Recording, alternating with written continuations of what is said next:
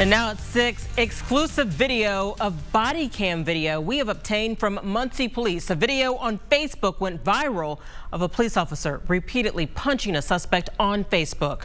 People are asking whether the officer used excessive force.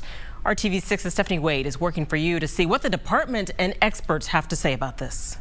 A woman pulled out her phone and began filming when Muncie police officers were arresting a man in this Southside Taco Bell parking lot. That video now has more than 12,000 shares on Facebook and people questioning the officer's use of force. That cop's punching me, man. The call came in from bystanders afraid an intoxicated man was going to get behind the wheel. When officers approached 36-year-old Joshua Douglas, he ran and led them on a foot chase until they pinned him to the ground like you see here.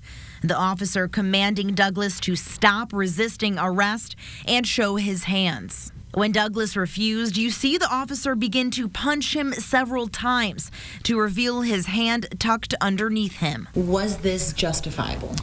Oh, I think there's no question. I mean, we don't know if he's armed. We haven't searched him yet. He's already run from us once. Muncie Police Chief Joseph Winkle defends this use of force, calling it, quote, a textbook arrest.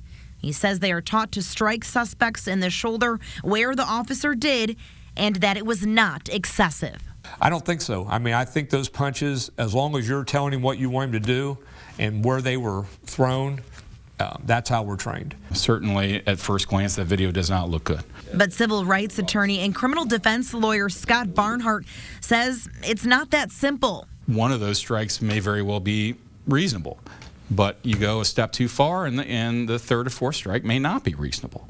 And you can't tell from that video where his hands are. Police say Douglas allegedly tossed a bag containing 65 grams of methamphetamine before they approached him. That's why Tim Kaine, who trains Indiana officers every day, says there is no clear line in determining excessive force. The variables that face the police on the street are infinite. And therefore, there can be no, as you call it, a blanket rule or what we call black letter rule, black letter law, that in terms of where that line is. Stephanie Wade, RTV6.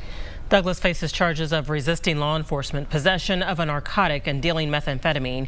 He has several prior felonies for robbery and drug possession.